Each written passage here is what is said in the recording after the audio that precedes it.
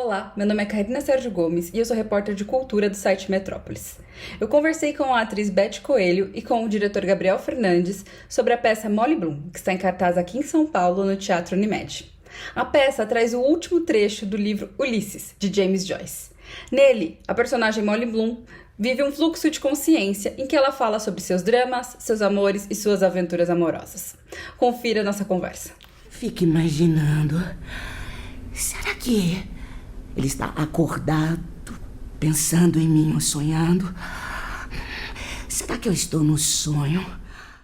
Falando ainda do texto, né, o que mais me impactou ao ver a peça, assim, é em pensar que esse texto foi escrito no início do século XX, foi publicado, acho que em 1922, né, mas ele é super avant-garde, assim, né, ele está à frente do nosso tempo, e o mais interessante é que ele é um texto que constrói uma mulher super independente, e foi escrito por um homem, então você também teve esse impacto desse texto que foi escrito por um homem sobre essa mulher que tem tanta liberdade. Me conta um pouco do impacto que você teve na leitura. Certeza, Karina. Tanto é que eu quis fazer exatamente por isso. É impressionante, né? A visão dele em relação à mulher. A gente esquece que foi o James Joyce que escreveu a Molly Bloom. Ela é tão viva, ela é tão autêntico em relação aos temas femininos que a gente acha que realmente foi a Molly Bloom que... É engraçado você dizer isso. Quando a primeira vez que eu li, a gente escuta a voz, não sei se aconteceu com você, você escuta a voz, porque como exatamente da cabeça dela, parece que ela está falando com você, e parece que ela é viva, que ela é uma figura, tanto é que ela é muito montada, e tanto é que eu sinto assim, eu sinto exatamente isso, e, por um outro lado, infelizmente, né, no sentido de comportamental, ainda está na nossa frente, infelizmente. Mas, felizmente, pela beleza, pela obra ímpar de arte, né, que a gente tem aí, encontra nesse livro de 100 anos de existência de edição. Você, na peça, de cerca de 90 sims no texto, né? O quê? Desculpa. Na peça, o texto, você fala pelo menos 90 vezes a palavra sim, né? Sim, sim. Isso. O texto também tem uma musicalidade, assim, né? Que é muito interessante e gostosa, assim, de ouvir, né? Das palavras, o jeito que ele usa os gerúndios, eu gostei muito, assim. Isso mudou para você alguma coisa, assim, desse sim, que você... usar tanto essa palavra, a gente usa tanto não às vezes, né? Essa permissão. Puxa, Karina, esse é um ponto maravilhoso, porque sim, eu não sabia da força dessa palavra. É uma palavra de luz, é uma palavra ela por si só, ela é positiva, né? Por si só. E ela é uma palavra que a gente teria que usar mais mesmo. Por uma série de coisas, né, na vida, assim, na vida a gente devia acordar, e a primeira palavra que vem deveria ser sim, né, estou acordada, sim, estou viva, sim, vou fazer isso, sim, é isso, sim, de sim, estou aqui no caminho certo, sim, ou para as respostas, e tem também o sim, dá algumas respirações, e eu estou ainda descobrindo em processo, porque em teatro a gente, como faz ao vivo todos os dias, cada dia eu ainda descubro, depois de não sei quantas récitas, ainda descubro inflexões novas, momentos novos, às vezes um gesto novo, etc., desde que não atrapalhe a configuração da peça, que você sabe que é muito bem marcada, né, para a captação da imagem. Isso o Gabriel pode falar. Vem aqui, Gabriel. Pode vir que daqui a pouco eu tenho uma pergunta para você. Vem aqui, senta aqui. Então, este é Gabriel Fernandes. Oi, Gabriel. Então, só para terminar o nosso ciclo de sim, eu descobri e continuo descobrindo diferenças dos sims. Então é muito bonito. Se você tem às vezes são sutilezas, mas que são várias maneiras, o que eles significam, de que maneira você diz, de que maneira, se é suave, se é afirmativo, se é às vezes até uma certa dúvida, se é um pensamento, se é algo que te remete a alguma coisa. Eu adoro, se você tocou num ponto que eu adoro, eu estou agora enlouquecida com essa palavra, só penso em sim. Sim, porque eu também estava me sentindo ótima e cansada. E ferrei no sono assim que me estiquei na cama, até aquele trovão me acordar que nem se fosse o fim do mundo. Deus! Depois que eu tirei aquilo tudo, com a persiana abaixada, depois de eu ficar horas e me vestindo e perfumando e penteando, aquilo parecia um ferro. Ou algum pé de cabra grosso de pé o tempo todo. Ele deve ter comido ostra, eu acho. Umas dúzias. Eu queria que vocês falassem um pouco da escolha cênica, né? Porque uma das coisas mais difíceis para um ator é ficar de costas para o público, né? E a peça, a Beth fica praticamente, não sei, uma porcentagem grande, né? E vocês resolveram ali até com o espelho, né?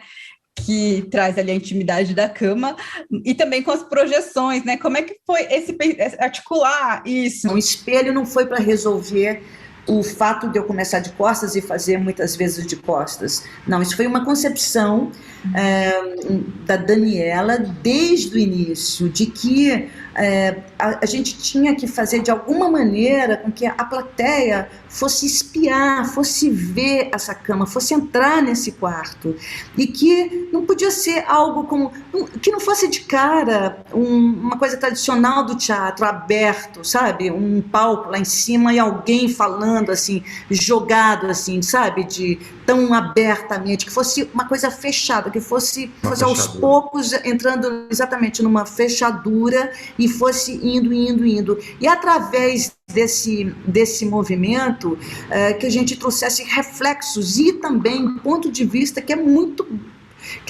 presente, né, no texto, assim, essas aberturas, né, o fato de não ter ponto final, de não ter uma coisa assim, é sempre dúbio, assim, tem sempre uma dúvida, tem sempre uma questão levantada que nunca fecha, né, exatamente as questões. Então eu acho que o espelho, as câmeras, as imagens vêm traduzir cenicamente esse trecho do Ulisses. E a posição eu achava até curioso, porque tem hora que me dava uma curiosidade, assim, mas onde é que tá essa câmera? Onde é que tá projetando? Onde é que tá pegando o rosto dela, assim, né? Como é que foram essas marcações de lidar um pouco com uma gravação de filme, né, dentro do teatro, assim, porque dá uma misturada ali com a projeção, né? Acho que talvez o Gabriel possa contar um pouco, não sei, desse trabalho, assim, de câmera, teatro, enfim, misturar ali os dois, né? Karina, a princípio a gente escondeu as câmeras, né?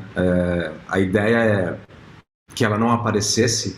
Eu vinha de um trabalho que eu fazia câmera ao vivo, então eu sempre aparecia em cena. Então esse é um dos primeiros trabalhos que eu faço onde as câmeras estão escondidas. E também não são operadas por pessoas, né? Elas são operadas remotamente. Então são câmeras fixas que tem como operá-las na cabine. Eu opero, são 5 câmeras. Uau, 5 câmeras. Então, assim, a posição delas é um esquema simples, eu diria, né? Uma em cada ponta da cama, escondidas atrás das pernas, nos cantos, e uma a pino, que a gente guarda para os momentos mais especiais da peça, a câmera a pino. Teve uma ideia inicial, né, com a Daniela e com a Beth, que a gente queria continuar a nossa linguagem teatral e cinematográfica, essa coisa híbrida que a gente desenvolveu na pandemia e agora trazendo para o palco, e tinha essa vontade. Tinha essa ideia mesmo. Não foi de cara, nós tínhamos dúvidas se teria a presença, né, por exemplo, do Gabriel com uma câmera ou outras pessoas com a presença a gente pudesse ver, ou se não. Mas eu acho que, sei lá, nós chegamos à conclusão que perderia esse encanto, esse mistério. De onde vem isso? Muita gente acha que é pré-filmado. Eu pensei nisso. Tudo ao vivo, tudo ao vivo. E a ideia justamente de fazer sem os operadores era para trazer a solidão deles, a intimidade deles no quarto, para justamente trazer a ideia do voyeurismo, né? Se tivesse uma pessoa, um movimento, claro que a gente podia esconder, mas se qualquer um percebesse que tivesse alguém mais no palco, acho que tiraria um pouco essa magia de estarmos adentrando de forma proibida, de forma escondida, o quarto desse casal. É porque a peça acabou ficando meio preto e branco, assim, né? O cenário, o figurino da Beth, você também traz a projeção em PB, assim. Como é que você poderia ter feito colorido, mas você escolheu o PB? Por que você escolheu dessas cores? Assim? Eu a princípio gosto muito, acho que o preto e branco valoriza muito o trabalho do ator, de certa forma, acho que são menos informações, que você fica mais focado no trabalho do ator, na emoção, no texto, eu gosto muito disso.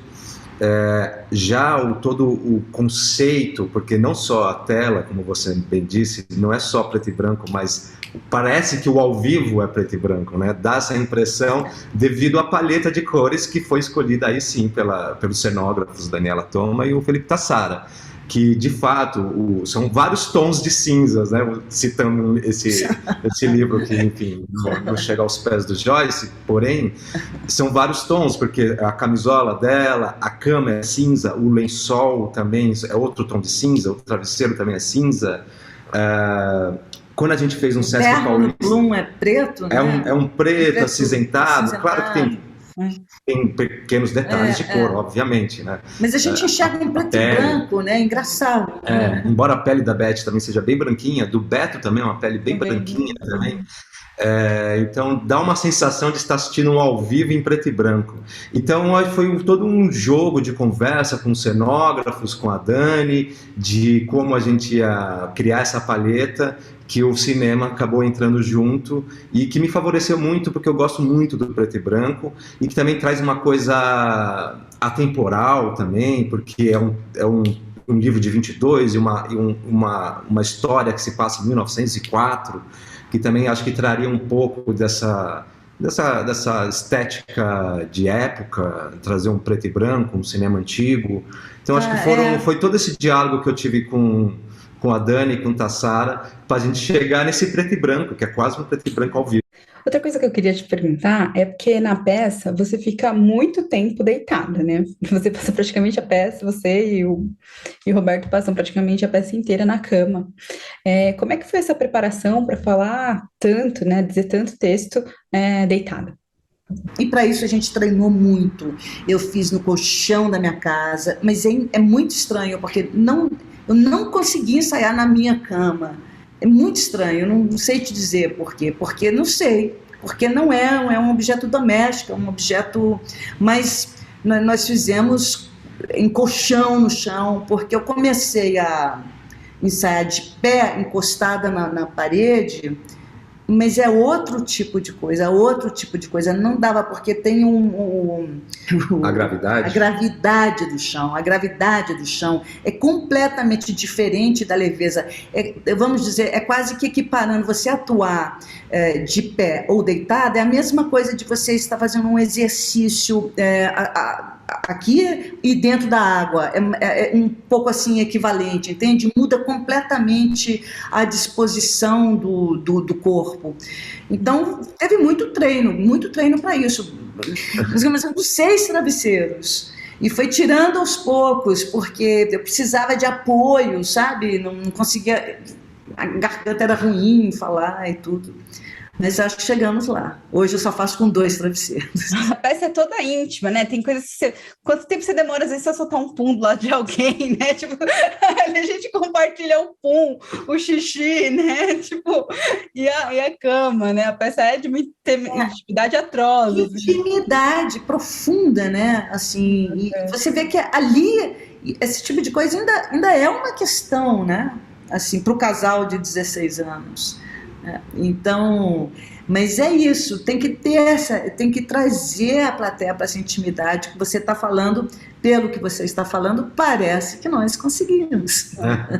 Vocês conseguiram muito. Eu vou pedir então para vocês convidarem as pessoas para assistir o espetáculo e até quando que fica, né? Fica no Teatro Unimed.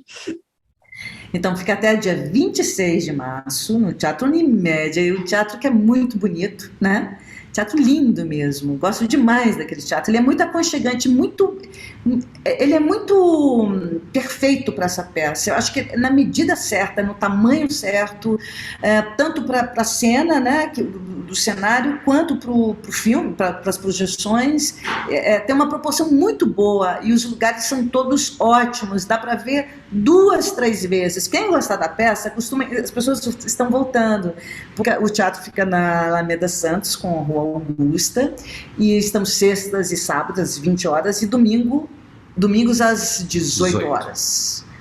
Eu espero vocês para a gente conversar ainda mais no teatro. Obrigado, gente.